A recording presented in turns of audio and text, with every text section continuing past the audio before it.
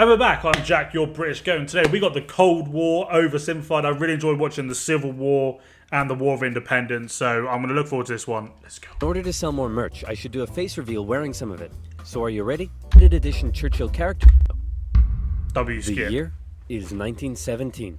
Fighting rages on the Eastern Front of the First World War. Both Germany and Russia are on the brink. I would say my only knowledge of the Cold War is literally from what I can remember. Was Black Ops 1 to do with the Cold War, or was that to do with the Vietnam War? Or maybe I don't know anything about the Cold War. Soldier, I need you to bring me this man. Got it. Found him, sir. What? No, John Lennon. Not Lenin. Lenin, the Russian communist. What?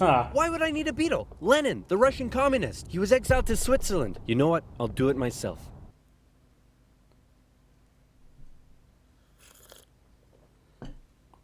Craft. Who wants to start a revolution?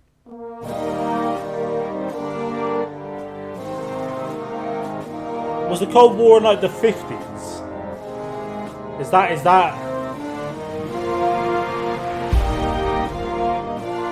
I apologise if this is loud for The you Germans lot. put Lenin on a That's train killing and my sent him ears. all the way back to Russia, hoping he and his mates would create an internal crisis. And create an internal crisis they did. The government was overthrown, and Lenin was in charge. He immediately pulled out of the First World War, made the country communist, started a 3-year-long civil war, got shot, broke the economy, caused a famine, and then he died. On his deathbed he said, "Hey man, tell whoever's in charge of giving people jobs not to let that jerk Stalin become the next leader. By the way, who did I put in charge of giving people jobs? That would be Stalin, sir." Shit. Stalin was a rising force in the Communist Party. He still had some opponents, but conveniently, all of them were arrested or disappeared. How convenient. So that was lucky. And so Stalin took over. He implemented his 5-year plans, which transformed the country from an agriculture-based economy to an industrial one. And like Lenin before him, he reigned with terror. Anyone who dared criticize or oppose him would either be killed or left to rot in the horrendous Soviet work camps. Again, this like I said with the Civil War and the War of Independence, we don't learn these things, and I think I'll answer it now because I've got loads and loads of comments on it about history and education history in the UK. Unless you choose to, you stop learning anything history related in schools at the age of 12. I chose not to. I did geography instead, and it's a big regret of mine because I now love history. Well, I love Egypt, but like, do you know what I mean? Like, you stop learning at 12. And I'm not going to be learning about these things at 8. To take over the world, punched the Russians all the way to So Moscow, that's why. and then the Russians, with some help from their faithful ally, the Winter, punched them all the way back to Berlin. At this point, being allies, America, the UK, and the Soviet Union were good chums. Yeah, the They fact held a that couple of fucking Hitler wanted to try and get into is crazy. conferences near the end of the war to decide what would happen next. Hey Stalin, after all your trials and tribulation, you must be pretty happy to be standing here in Berlin. Tsar Alexander made it all the way to Paris. Just give me a second. Hey man, I don't know think who that something's is. up with Stalin. I know, right? What should we do? Shall I tell him about the bomb? Yeah, tell him about the bomb. That will scare him. So, we got this crazy new big A-bomb that can destroy an entire city in one go. Yes, my spies told me already. Oh wait, I meant to act surprised. He already has Wow, subtitles. that's amazing. He already knew. How? Am I sure I want to send nuclear secrets via unsecure public coffee shop Wi-Fi? Am I ever? Dude, use a VPN. And speaking of VPN, data to country, click of a button that has been blocked and tablet off. The VPN. Oh yeah. Does the A stand for atomic or ass? Then America dropped their big A-bomb on Japan, and World War II officially came to an end. I like it. We won. Okay, so now it's time to establish the New World Order. Stalin, you're in charge of Eastern Europe. Now, we Where's want you to Hulk let them all Hogan hold and elections. Oh yes, of that course. man go? Elections. And these elections will be free and NWO. fair, right? Oh yes, certainly. Free and fair. Definitely free and fair. Communist, communist, communist, communist, communist, communist. If that's not free and fair, I don't know what is. Throughout Eastern Europe, Soviet puppet governments were established as a buffer zone between the USSR and the West, with Churchill proclaiming an Iron Curtain had descended across the continent. The relationship between the old allies was deteriorating fast. Over the next few years, the British where my intervened in the family Greek Civil originated. War to prevent a communist takeover. In Turkey, Well, the one Russians half, began anyway. demanding more control of Turkey's sea access routes, which prompted the US But I to will send their not largest say which battleship one. to Turkey for a friendly visit. After World War II, Iran was now occupied by both the Soviets and the British, with an agreement to both pull out once the war was over. The British pulled out. Stalin was like, you know what? I think I might stick around. All in favor of kicking Russia out of Iran? You want to know something? You guys suck. Pressure from the UN forced the Soviets to leave, and with the establishment of NATO, the Soviets had no doubt that the West was out to encircle and destroy them. And America announced the Truman Doctrine, in which they basically said, those guys are not cool, cannot be trusted, and we will do everything we can to prevent the spread of communism around the world. Many view this. So, as I was about to say, obviously, I've got to pause it a few times because actually my last one did get claimed. But like, is that the main reason America got involved? That we don't want that happening. We don't want communism. Because at this exact moment in time, I can't understand why there has been a war. To prevent the spread of communism around the world. Many view this moment as the official declaration of the Cold War. Right. Back in Europe, everyone was living in a post-apocalyptic void brought on by the Second World War. Cities reduced to rubble, not enough food. It was terrible. Shitholes that Russia had. The more they suffer, the more likely it is they'll turn to communism. Dude, you're really messed up. What's wrong with you? My father used to punish me severely. America realized what was going on and quickly made a move. Under the Marshall Plan, they sent $12 billion to Western Europe for its economic recovery. The countries of Stalin's Eastern Bloc looked on with envy. Hey, Czechoslovakia, you want to come get some economic aid? Yeah, but I have to check with my mom first. Sorry, America. Obviously, Czechoslovakia now being this two was a countries. full-on economic battle raging between capitalism and communism in Europe. If the Western nations developed faster and better than the East, that would be a defeat for Stalin. So he set up his own rival economic recovery plan, which he called Comecon, and he also set up Cominform, which gave him more political control over the Eastern Bloc. But nowhere did this economic battle rage harder than in the city of Berlin. Caught over 100 miles behind Soviet lines, the city had been divided up between the Allies, and the western segments were still under Western control. East Berliners could travel freely to West Berlin, see the economic prosperity and think, maybe this communism thing ain't so great after all. I'm gonna have fun tonight. Yes, sir.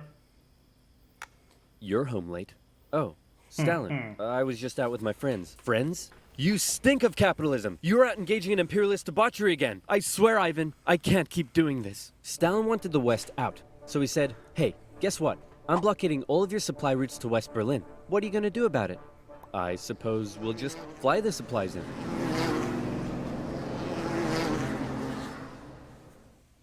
Alright, Truman. You in this round. The Berlin airlift was an incredible undertaking and a major success for the Western Allies, and Stalin ended his blockade of West Berlin. I His had aggressive no actions knowledge of worried any the of West, this. but not as much as this did. The Soviet Union had developed their very own atomic bomb. The USA no longer had a nuclear monopoly. The world now knew that if a major war broke out between the two superpowers, it would be more destructive than anyone could imagine. World War III. So it was comforting when Stalin came out and said that war between the Soviet Union and the West was unlikely. Oh, wait, inevitable. He said it was inevitable. Ooh. Hey, you know who I haven't checked in on in a while? My good friend China.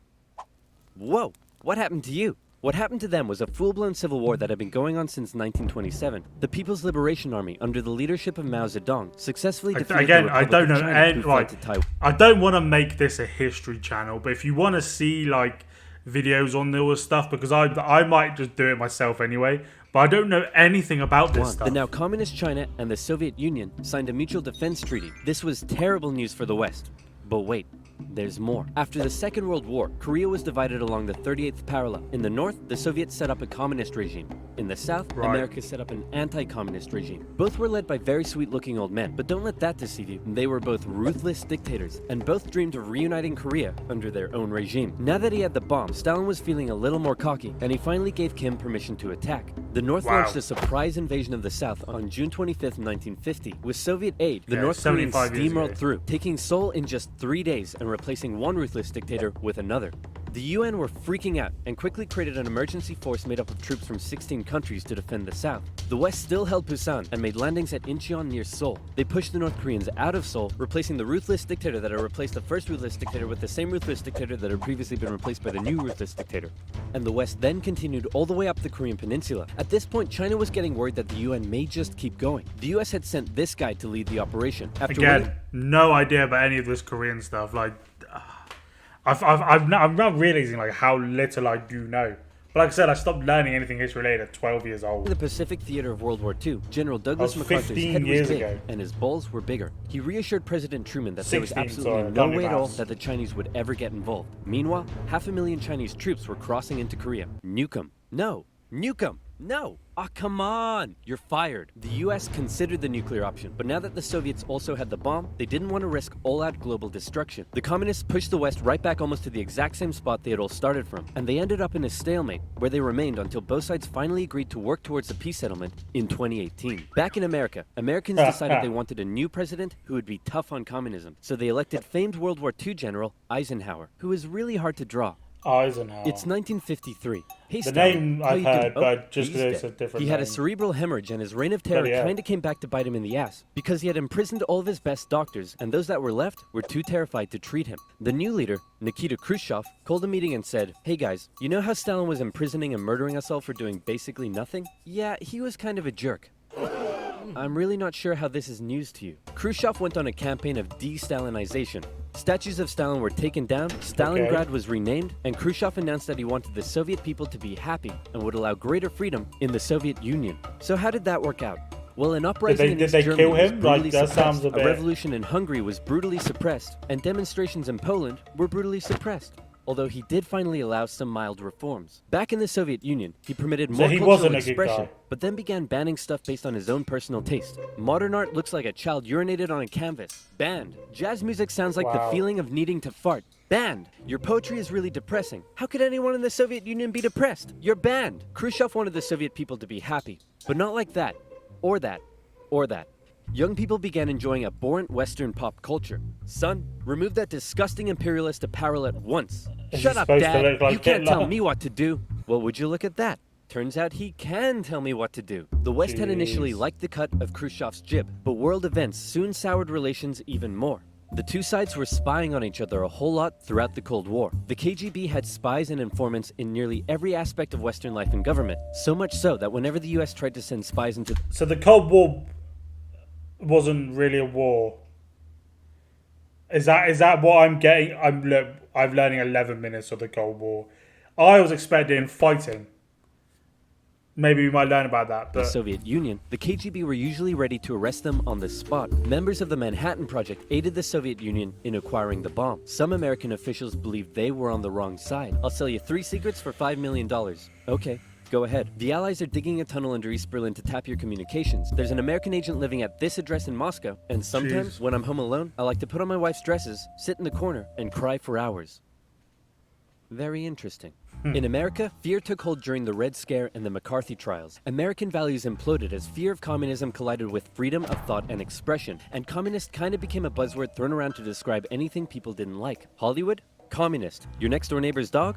Communist. When the grocery store cashier asks if you need a bag when you clearly can't carry 10 tubs of baconaise in your hands? Communist. But one area in particular where the Baconaise. US had an edge over the Soviet Union is was that? in its espionage technology. In particular, Bacon U-2 spy and planes mayonnaise. flew across Russia carrying out surveillance from the skies. There was a nasty incident in 1960 though, when one was shot down and Khrushchev was furious. Who the hell is this? He's a high-altitude weather enthusiast who flew off course. Okay, that sounds plausible. Wait a minute. Why does he have a gun and a poison needle? Because he's a very naughty high-altitude weather enthusiast. But much to America's concern, the Soviet Union appeared to be ahead in the space race. Everyone freaked out when Russia launched the world's first satellite, and then they actually sent a man Right. into space. Even worse, there also appeared to be a missile gap in the Soviets' favor, and Khrushchev was let me know down below if you believe that the moon landing is real or not. I will not give my current thoughts on that, which makes me sound like I think it's fake. Maybe I so do. confident that he even allowed the US to set up a technology exhibit in Maybe Moscow, I do. attended by a certain Vice President Richard Nixon. I don't believe for a Check this second out. We have color Neil TV. Armstrong yes, and but we've been to space Buzz and can obliterate Lightyear you with our massive nuclear arsenal. ever went on the fucking moon. Check out this vegetable peeler.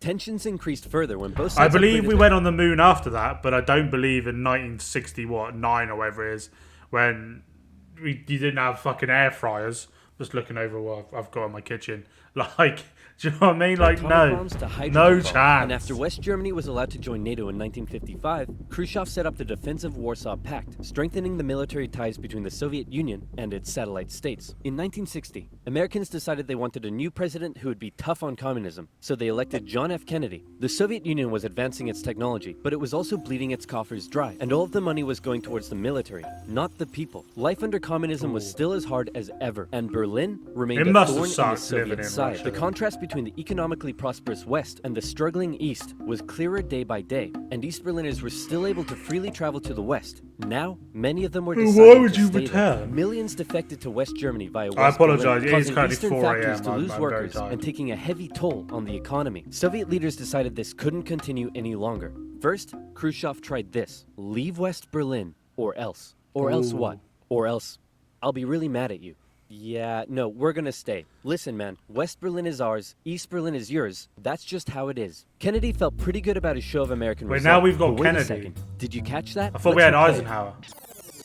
East Berlin is yours. Uh-oh, Kennedy just told Khrushchev that the USA wouldn't interfere in what the Soviets did with their section of Berlin, so Khrushchev came up with a new idea. We're gonna build a wall, and it's gonna be a big, beautiful wall, and it's gonna keep out all the Berlin Wall. Mexicans. No, that's wrong, it's gonna keep in these Berliners. Oh, sorry, it's gonna keep in all the Fuck's Mexicans. sake. On August 13th, 1961, Berliners woke up to find their city divided into two, with barbed wire and guards blocking the border between East and West. Over time, a wall was constructed throughout the city. Families were torn apart. Thousands would risk their lives escaping over the wall, and hundreds would die trying. To the despair of Berliners, the West were unable to do anything about it, but the wall did put on full display the failure of the communist system. As Kennedy said, democracy is not... Isn't it crazy that this is only 60 years ago? Like, isn't that crazy though? Like, But this we've was never had happening to put a wall up 60 to keep years our ago. people in. As part of the agreement between the two sides, U.S. diplomats were still allowed to travel to East another Berlin, Hitler but wannabe. suddenly, East Berlin crossing guards started giving them the business, and Kennedy was like, nah-uh. In October, the U.S. rolled tanks up to the crossing point at Checkpoint Charlie as a show of strength. The Soviets did the same, and the two were in a standoff. They stayed like that for 16 hours, and the world braced for nuclear Armageddon. There's still Thankfully, nothing to Kennedy tell me called that this is a Khrushchev war. directly and was like, hey man, this is getting way too hot. How about you back your tanks up by an inch and we'll do the same? Sounds good. Okay, how about you back your tanks up by another inch and we'll follow suit? Alright, hey, you want to do another inch? And they both very slowly inched away from the apocalypse. Phew, let's hope that's the biggest crisis of my presidency. It wasn't. Okay, so look, I've got to be honest. Like, I don't understand why this is a war, and is it because I'm thinking war as in fighting? Is that what's confusing me? Let me know in the comments what your guys' thoughts are. If you want me to watch part 2, let me know that. And of course, way down there, hit the like button and subscribe button. Hope you have a great day. Peace.